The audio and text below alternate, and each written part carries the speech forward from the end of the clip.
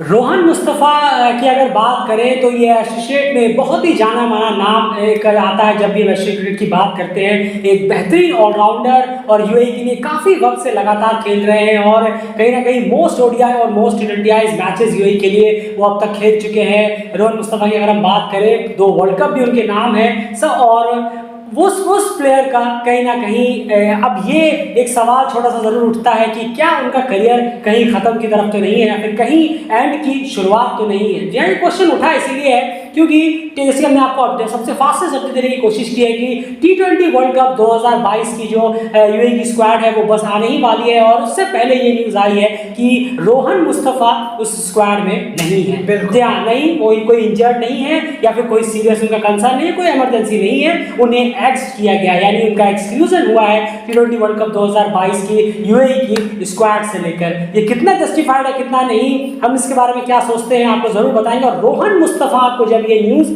पता चली एक मैसेज के थ्रू तो उनका रिएक्शन क्या था और उन्होंने क्या कुछ कहा उसके बाद वो भी आपको जरूर बताएंगे। लेकिन यार इस एक्सक्लूजन का सुनते ही आपका पहला रिएक्शन? नहीं, बिल्कुल देखिए, इस एक्सक्लूजन में कोई बेस नहीं है, कोई रीज़न नहीं है, कोई कुछ ज़्यादा कुछ नज़र नहीं आता कि किस परफॉर्मेंस के बेस पर आपने क्या उन्हें निकाला है, किस वजह से निकाला है, कुछ ऐसा उन्होंने कर दिया या फिर कौन से रूल बुक उन्होंने तोड़ दिया, कुछ समझ में नहीं आया। इतने बड़े सीनियर प्लेयर को जब सब लेते हैं उल्टा होता है एक्चुअली में। अगर आप देखेंगे कि आईसीसी का टूर्नामेंट आने से पहले सब अपने अपने सीनियर प्लेयर को बुलाते हैं। लास्ट ईयर भी हमने देखा किस तरीके से हफीज शोएब मलिक को बुलाया गया टीम में, पाकिस्तानी टीम को बुलाया और वगैरह वगैरह, सब टीमों में ही ऐसा होता है। लेकिन यहाँ पर उल्टी नदी बह रही है, यहाँ पर सीनियर प्लेयरों पर ही घास गिर रही है बजाय यंग और यूथ प्लेयर के। और यंग और यूथ का मतलब ये नहीं है कि उन्होंने 500,000 रन मारे हो, डोमेस्टिक में हिला दिया हो, इधर से उधर कर दिया हो, आईसीसी इवेंट को जा रहे हैं, एशिया कप क्वालिफायर में शतक पे शतक ठोक दिए हो,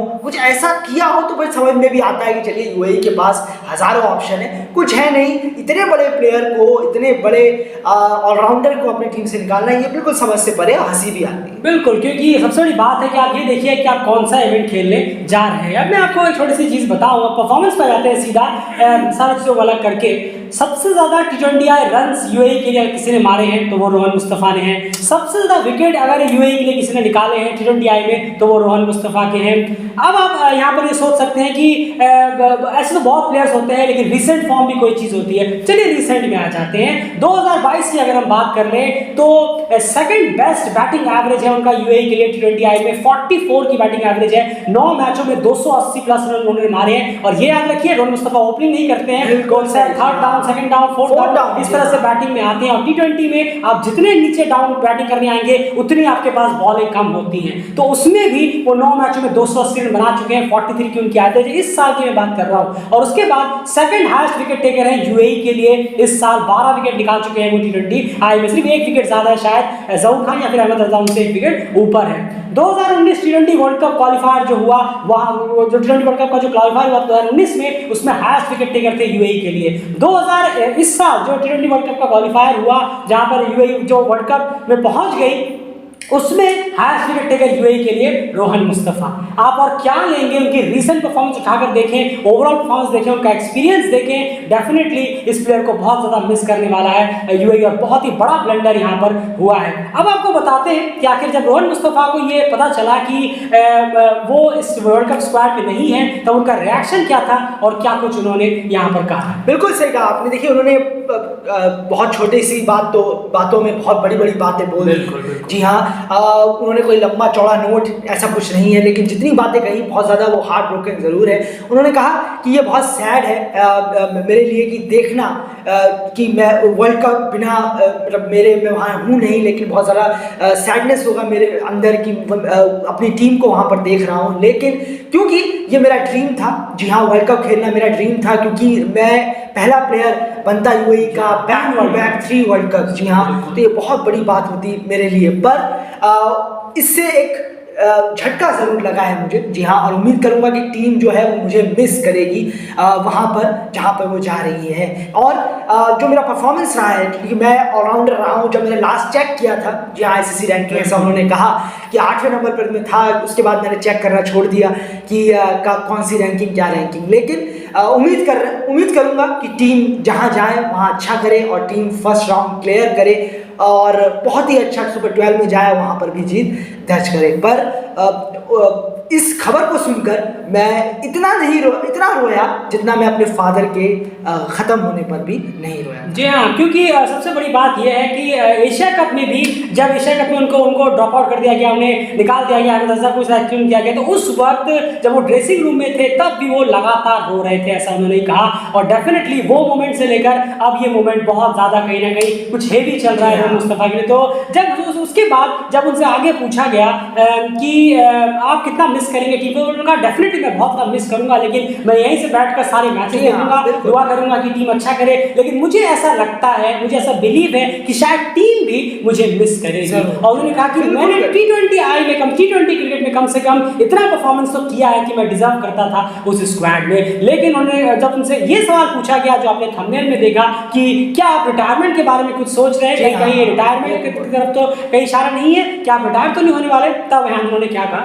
बिल्कुल उन्होंने कहा कि नहीं, मैं क्रिकेट को कंटिन्यू रखूंगा, रिटायरमेंट का कोई सवाल ही नहीं होता है। जी हाँ, जैसा खेल रहे हैं मैं कोशिश करता रहूंगा और परफॉर्मेंस देता रहूंगा, और जो कुछ भी होता है उसके पीछे कोई ना कोई वजह होती है, किसी अच्छे चीज़ के लिए ही होती है कोई ना कोई चीज़। तो उम्मीद करूंगा कि आगे सब ठीक रहे, ऐसा ऑलराउंडर रोहन मुस्तफ़ा का कहना। बिल्कुल, तो कहीं ना कहीं बहुत ज़्यादा हार्ट ब्रोकन हो रहे हैं, और पूरा का पूरा ये जो आर्टिकल है ये आप कहाँ पर जाकर पढ़ सकते हैं, आप जरूर बताएं, और उन सर का नाम है। बिल्कुल, मिस्टर पॉल रॉडले, जी हाँ, जो न्यूज़ एडिटर है UAE के स्पोर्ट्स न्यूज़ के, जी हाँ, वहाँ पर जहाँ ये इंटरव्यू आया है उनका, तो उन्होंने ही ये इंटरव्यू लिया था रोहन मुस्तफ़ा के साथ, मिस्टर पॉल रॉडले। बिल्कुल, तो कहीं ना कहीं सबसे बड़ी बात ये है। एंड अब सीधे से सिंपल सा एक छोटा सा सवाल है आपके लिए, कितना भारी, कितना कॉस्टली साबित हो सकता है ये रोहन मुस्तफ़ा जैसे प्लेयर का एक्सक्लूजन ICC इवेंट जैसे बड़े प्लेटफॉर्म में, जहां पर आप काफी वक्त बाद T20 वर्ल्ड कप के लिए पहुंचे थे, और यहां पर इतना बड़ा एक्सक्लूजन, क्या लगता है आपको ये किस तरीके का फैसला ले लिया UAE बोर्ड? बिल्कुल, देखिए एक सवाल मेरे पास भी है, मैं इसके बाद तुरंत आपसे पूछूंगा, लेकिन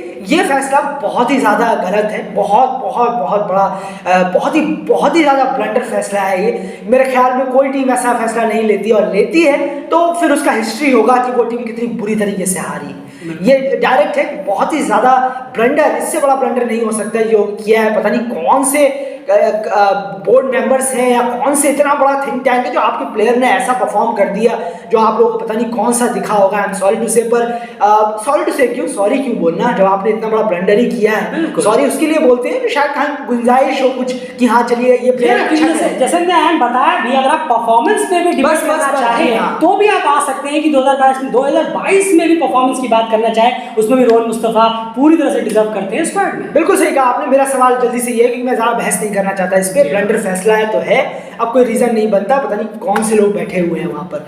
मेरा आपसे सीधा सवाल ये है कि बॉसी नेचर जैसा हम कंपनी में खूब सुनते हैं, बॉस ने ये कहा, बॉसी नेचर चालू हो गया UAE क्रिकेट में। और ये UAE क्रिकेट को कहाँ देख रहे हैं आप? 2024 कोई ज़्यादा साल बचे नहीं है, क्या ये टीम कर पाएगी 2 साल में ऐसा कुछ, या बॉसी नेचर हावी हो जाएगा?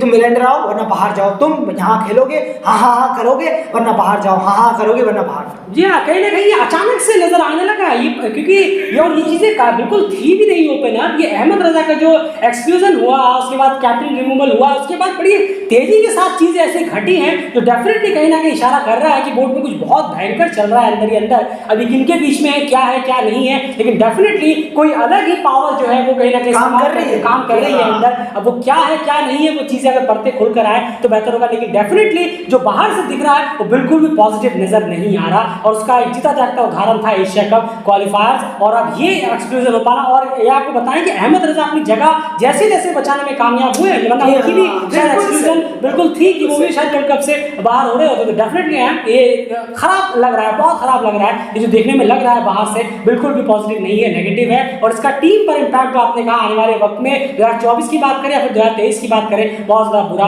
होने वाला है। अगर इसी तरीके की चीज़ें चलती रही। अब देखना होगा कि क्या कुछ होता है। अगर आप परफॉर्मेंस बेस पे पूछें तो भी ये गलत है, ओवरऑल बेस पे पूछें, एक्सपीरियंस बेस पे पूछें तो भी ये फैसला बहुत ज़्यादा ब्लंडर है। उम्मीद करेंगे रोहन मुस्तफ़ा जब वापस से टीम में वापसी करें और वापस से वो कितनी बार प्रूव करेंगे, लेकिन फिर से वो करके दिखाएं कि आखिर क्यों वो इतने इंपॉर्टेंट प्लेयर्स टीम के। अब प्रूव करने की जरूरत नहीं है, जो प्लेयर लेके जाएंगे स्क्वाड में वही अपने आप को कोई प्रूव कर नहीं पाएंगे, उम्मीद है। और उम्मीद नहीं, मैं खुद अपने मुंह से कह रहा हूँ। और बिल्कुल आप वापस ही आएंगे, अब वापस आएंगे अगर उनका कोई इंटेंट है कि लेने का, कि चलिए ले लेते हैं। अगर इंटेंट नहीं है तो बिल्कुल नहीं लेंगे वो। ये कहीं ना कहीं बहुत ही ब्लंडर फैसला यूएई की तरफ से आया है। फिलहाल इस वीडियो में इतना ही। आपकी क्या राय है कमेंट बॉक्स में जरूर लिखिएगा। और आप हमसे सहमत हैं तो बस वीडियो को लाइक करिए, तो काफी होगा।